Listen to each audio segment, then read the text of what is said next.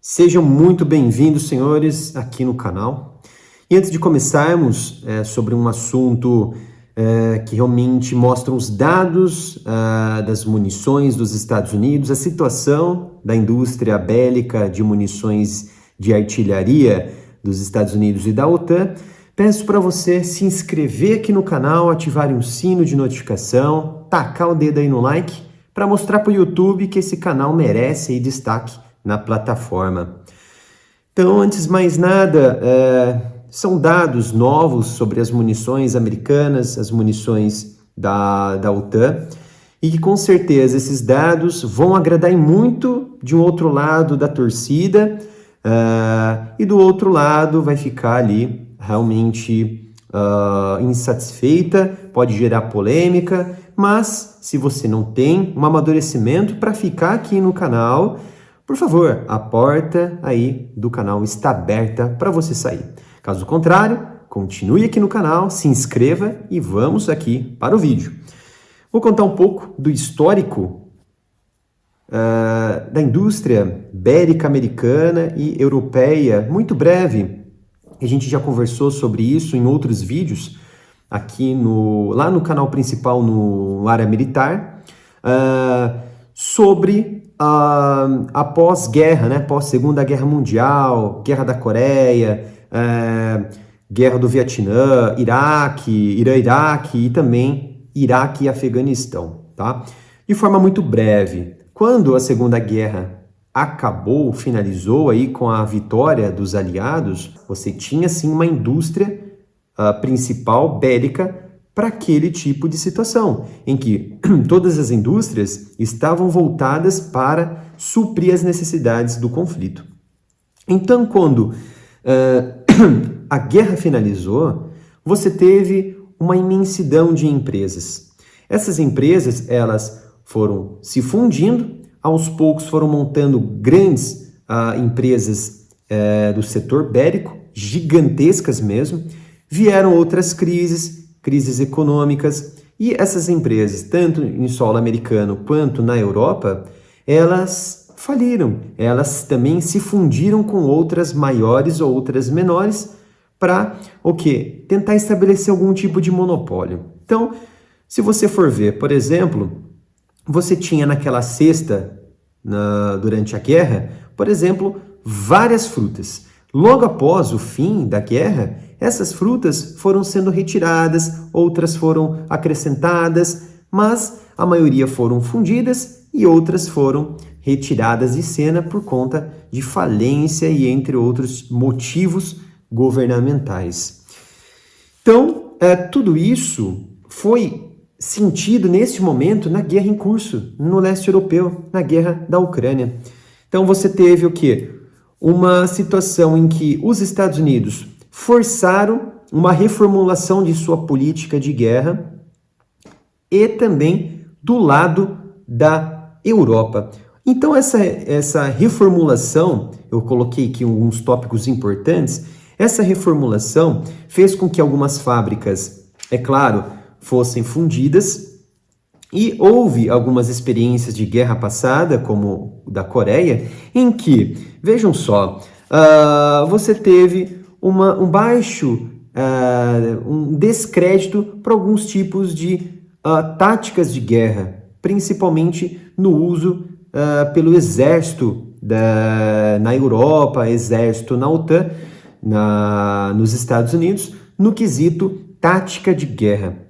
Ou seja, aquilo que foi visto lá na Segunda Guerra Mundial, eles acreditavam que não seriam vistos na guerra no futuro, na guerra moderna. Mas, como sempre, estavam enganados. Então você tem aqui a criação, logo após essa crise ali, essa fundição de empresas, essa necessidade durante a Segunda Guerra Mundial, a criação de novas políticas de guerra, uma reformulação na política de guerra americana e também europeia, principalmente com a criação da OTAN. Então você teve uma criação da política, da estratégia de reserva das Forças Armadas Americanas, principalmente do Exército Americano, que, é claro, ficou subordinado ao Pentágono e também ao Departamento de Estado americano, e você também observa que houve a criação da reserva presidencial. Essa reserva presidencial ela está intimamente exclusiva sob subordinação do presidente americano. Ou seja, não precisa passar por todo aquele trâmite mais burocrático do Congresso americano. Simplesmente ele faz um decreto, faz uma canetada e já ordena o escoamento de algum tipo de produto e munição para fomentar a guerra ou seja qualquer que seja ali o país que esteja necessitando. E hoje você sabe que a Ucrânia ela utiliza grande parte dos seus equipamentos e munições de décadas atrás, principalmente da reserva da OTAN e dos Estados Unidos. Isso é positivo. Por quê? Aquela munição mais atual e moderna, ela vai sendo estocada para o lado dos exércitos, dos aliados, aqui, por exemplo, Estados Unidos, OTAN, ali nos países da Europa, e você vai utilizando, enquanto isso, aquelas reservas mais antigas, para fomentar as demandas da Ucrânia neste momento, certo? Então, a Ucrânia, ela utilizou tantos equipamentos durante mais aí de 17, né? Quase 17 meses de guerra, 16 meses de guerra, muitos equipamentos que foram utilizados e enviados pelo Ocidente já estão apresentando um problema muito grande, principalmente aqueles canos de artilharia. Aqueles canos, sabe, onde você coloca a munição, ela é disparada através desse cano. Realmente, quando você tem uma salva de tiros em determinada quantidade, esse cano ele passa a apresentar defeitos e ele precisa ser o quê? Substituído. Então, há esse déficit de 6 a 12 meses dentro ali da Europa, que não consegue mais produção em escala mais rápida, que demora de 6 a 12 meses. E também a exigência da Ucrânia por munições de 120 milímetros e 155 milímetros, que é o padrão da OTAN, que a OTAN ela mais utiliza, que é o padrão de 155 milímetros. Só que veja bem, a demanda da Ucrânia ela é muito alta e o pedido da Ucrânia nos últimos meses foram de milhões de munições. Isso é possível? Vamos conferir se a realidade atual dos Estados Unidos e da OTAN suprem essa necessidade da Ucrânia. Hoje, no auge, na verdade, da guerra na Ucrânia, Kiev estava queimando cerca de 10 mil a 15 mil munições de 155 milímetros, 120 milímetros, 105, entre outros calibres na guerra. É uma demanda muito alta. Se você for colocar por dia 15, vejam só, 15 mil munições de artilharia por dia. Vejam só, você tem ali, em média, que a Ucrânia ela passou a consumir diariamente de 6 mil munições dia. Então você teve no auge até 15 mil, e quando aquela situação foi se estabilizando, houve um controle de ambos os lados de alguma região, é certamente que os conflitos corpo a corpo vão se diminuindo. E mesmo assim, você tem um gasto na demanda de artilharia da Ucrânia, algo em torno de 6 mil uso de munições por dia, queima de cartuchos por dia. Realmente é uma soma muito alta para um padrão de guerra de desgaste, né? O próprio nome já diz, uma guerra de desgaste. Certamente você vai ver um parâmetro como este de uso de munições, vai utilizando, até você observar seu inimigo que não tem mais nenhum tipo de defesa e ataque. Mas, até esse momento, ambos os lados estão num impasse muito fervoroso em que a demanda da Ucrânia ela já chega na porta ali da Europa e dos Estados Unidos. Então, como havia dito, os Estados Unidos deram pouca importância para a guerra do quê? a guerra do passado, da Segunda Guerra Mundial, a Guerra da Coreia, a guerra de artilharia, a guerra de trincheira, da Primeira Guerra Mundial. Os americanos deram pouca importância, principalmente a Europa, que começou a investir grandes somas em blindados, mas não deram importância para a artilharia. Muitos dizem que a artilharia ela ganha a guerra. Isso é verdade. O cenário que observamos hoje realmente é uma guerra de artilharia. 6.000 munições por dia é muita coisa, muita coisa. Então esse pouco crédito, esse descrédito para os sistemas de trincheira e de artilharia prejudicaram, somados aqueles problemas de empresas fundadas, extintas, falidas, prejudicou os Estados Unidos e a Europa em se preparar para uma guerra de grande porte, como estamos observando na Ucrânia. Muitas pessoas acham que isso é uma guerrinha regional que não vai se espalhar, ou uma guerra que, de certa maneira, a Ucrânia vai fechar a região sul, região leste, e a Rússia vai ser obrigada a pedir arrego, pedir água, e vai conceder as terras, a guerra vai acabar e a Rússia vai perder. Não é desse jeito. A guerra, o que estamos observando hoje, é uma Ucrânia contra a Rússia, a primeira nação do mundo em arsenais nucleares. Estamos dizendo que é uma potência militar contra uma nação que recebe apoio de mais de 50 nações. Isso é verdade. Mas temos que observar que é uma Rússia. E uma Rússia coada, como venho sempre dizendo, é um problema em tanto. Então, qual a capacidade da Europa e dos Estados Unidos hoje em ajudar a guerra na Ucrânia? Qual que é a capacidade? Houve uma mudança na política da estratégia de produção de armas e de munições da OTAN, que, é claro, infelizmente, ela é secreta, ela fica somente direcionada aos altos comandos de determinados membros da OTAN. Então isso é claro que é uma segurança tanto para a reserva quanto para uma guerra, um conflito ativo, que é claro que esse número ele é secreto, ele não pode ser disponibilizado, porque isso é questão de estratégia. E também uma nova reformulação na política americana. O que isso quer dizer? Então essa estratégia da OTAN, ela deve forçar os membros, principalmente a Alemanha, a chegar no patamar de 2% do PIB em defesa. Por que isso? Porque se você aumenta o PIB em relação à defesa, você certamente melhora a sua indústria interna, bélica, né? Indústria bélica.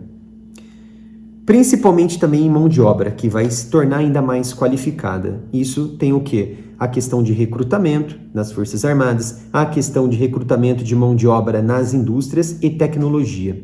E a Alemanha está muito abaixo disso. A própria Polônia, ela busca até este ano chegar a 4% de defesa em relação ao PIB. É muita coisa. É muita coisa. A Alemanha ela não chega a nem 1,8%. Trump já falava isso. Vocês precisam, aquela época lá da Angela Merkel, você precisa melhorar sua defesa e parar de ficar no berço da OTAN. Não fizeram nada disso. E principalmente, há uma questão burocrática dentro da Alemanha. Quando há um pedido de algum projeto ou alguma demanda, seja de defesa ou outro tipo, que não seja, é claro, em estado de guerra, acima de 25 milhões de euros, todo esse trâmite ele é obrigado exclusivamente a passar pelo parlamento alemão para ser aprovado. Então, todo tipo, por exemplo, de melhorias, investimento em defesa, indústria, nesse momento mais necessário, tudo vai passar pelo parlamento acima de 25 milhões de euros. Então, é isso que a reformulação da política na OTAN quer tentar diminuir dentro da Alemanha. Mas cabe à Alemanha decidir isso. Cabe ao parlamento alemão decidir isso. É claro, isso visa também coibir qualquer tipo de corrupção, qualquer tipo de uso indevido do dinheiro público. Isso é um fato. Mas nesse momento, há uma necessidade dessa burocracia passar pelo parlamento. E a Europa, vamos deixar que vocês não se assustem, ou se vocês ainda não estão familiarizados com esse número, vocês vão ficar agora e eu vou explicar o que esse número representa e com certeza vocês vão ficar assustados. Então a Europa ela produz hoje 300 mil munições de artilharia de 155 milímetros e mais outras de 105, de 120 milímetros. 300 mil. Mas isso é por mês? Não, é por ano. 300 mil munições por ano é a capacidade da indústria bélica interna da Europa. Dá em torno de 25 mil munições por mês. É muito pouco. Vamos explicar em números mais detalhados. Só a Alemanha ela pretende ampliar de 20 mil munições por mês para 230 mil munições até 2031. Vejam só, por mês, somente até 2031, aumentando cerca de 210 mil munições na capacidade total da OTAN. Ou seja, poderá alcançar até, é por ano, tá? Não por mês. Podendo alcançar até 510 mil munições por ano até 2031. Toda a Europa. Isso já incluindo o aumento na capacidade de produção da Alemanha, que pretende chegar a 2% no PIB em defesa. Então você teve um cenário que saiu de 300 mil munições por ano na Europa e que até 2031 pode alcançar 510 mil munições por ano de artilharia, principalmente de 155 milímetros. Vocês acham muita munição ou pouca munição? Agora vamos detalhar mais a fundo, em comparação com os Estados Unidos. Só os Estados Unidos, é claro que ele deu um passo importante, fez diversas reformulações da política de guerra, política de defesa, fez sua tarefa de casa. Começou lá com Donald Trump e foi progredindo até agora nesse momento com Biden no ano fiscal de 2022 e 2023, agora para 2024. Só o exército americano, ele fez um investimento de 1,45 bilhões, mais dos 18 bilhões de dólares para os próximos 15 anos para fomentar a base industrial de defesa. Não somente para a criação de munições, mas também para a criação, desenvolvimento de produtos para serem substituídos. Por exemplo, peças sobressalentes de blindados, ou seja, de tanques, veículos blindados, entre outros tipos de equipamentos. Então, no cenário atual, vejam só. Lembra que eu havia dito que a Ucrânia ela precisa de 6 mil munições por dia de artilharia? Vocês lembram disso, né? A capacidade, o potencial dos Estados Unidos hoje de produzir por dia, ou melhor, vou falar por mês, é de 15 mil por mês. 15 mil por mês.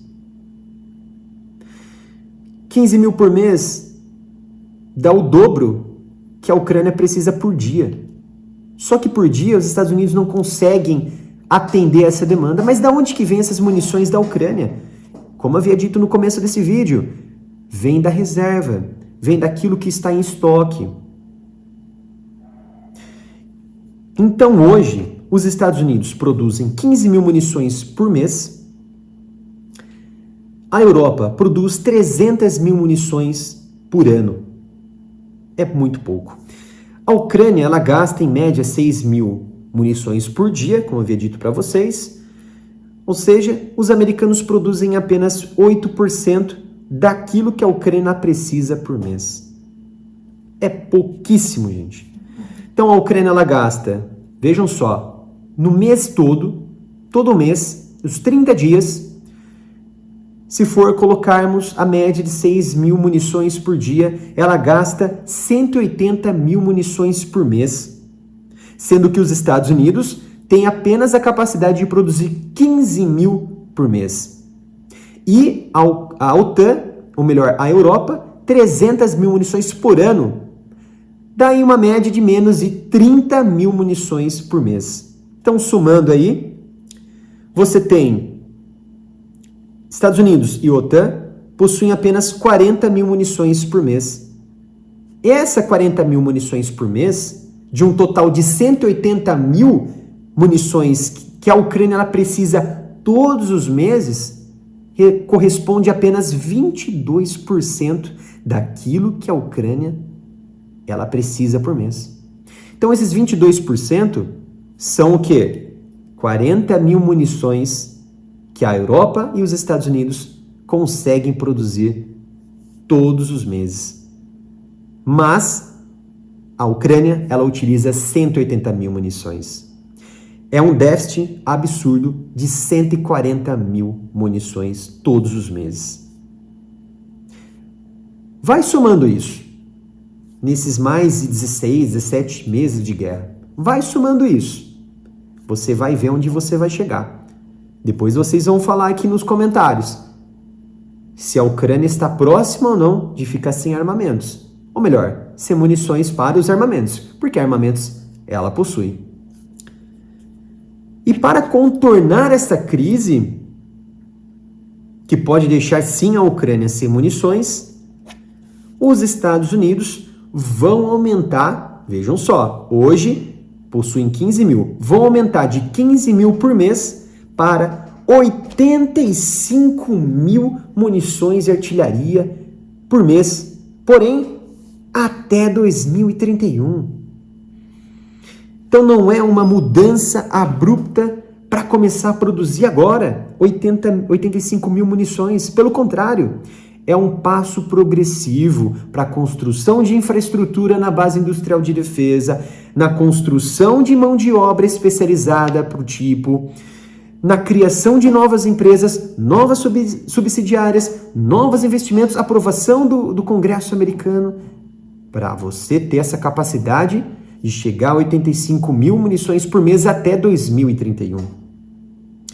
Mas ainda, mesmo com esse esforço enorme dos Estados Unidos, a Ucrânia ainda vai ter um déficit de 70.000 munições.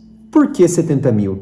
Porque se você somando as munições da OTAN e dos Estados Unidos, com esse novo parâmetro de 85.000 por mês, você terá apenas 110.000 munições por mês produzidos pelos Estados Unidos e pela OTAN no melhor cenário possível de investimento e robustez da base industrial de defesa dos Estados Unidos e da OTAN. Isso corresponde, esses 110.000, 61% daquilo que a Ucrânia ela precisa todos os meses, que é 180.000 munições. Então, o déficit, é claro, só subtrair 180.000 menos 110, que dá 70.000 munições de déficit que vão faltar para a Ucrânia, que corresponde a 38%. E aí, gente? A situação realmente ela é bem complicada, porque tudo isso é consequência, é um reflexo do passado com políticas fracas, por alguns presidentes fracos, por falta de estrategistas dentro das Forças Armadas dos Estados Unidos, principalmente, é claro, do Pentágono, os líderes, os cabeças e do Exército americano. E também dar um puxão de orelha lá naquelas nações da OTAN, principalmente a Alemanha. O Reino Unido está fazendo a sua parte. Já aumentou ali a demanda, já aumentou o incentivo à produção de munições de 155 milímetros, de canos, para fazer a substituição dos equipamentos, até na reserva também, e já está fazendo o seu papel. Mas faltou um puxão de orelha.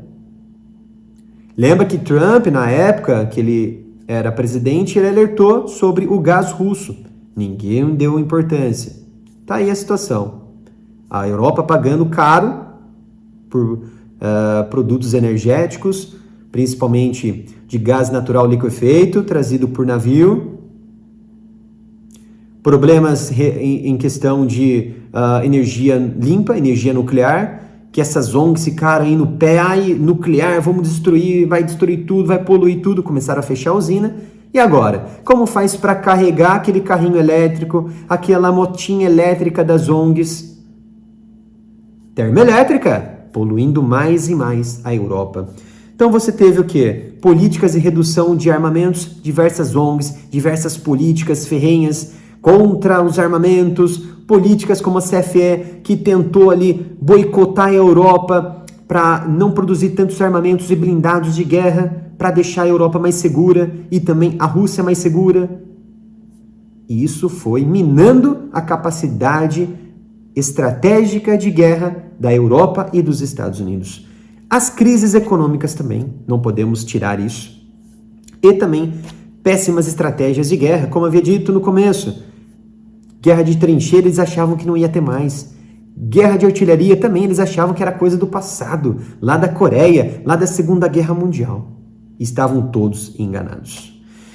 Esse foi um apanhado geral dos novos dados que eu trouxe aqui de uma forma mais lúcida para vocês entenderem como que está a situação da indústria de guerra dos Estados Unidos e da Europa e o que isso vai representar no futuro muito próximo lá na guerra da Ucrânia.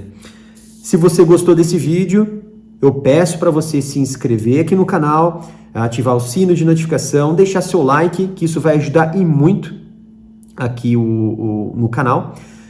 Peço também deixar aí nos comentários se você acha que os Estados Unidos e a OTAN eles vão conseguir atender a esta demanda de guerra da Ucrânia? Deixe nos comentários.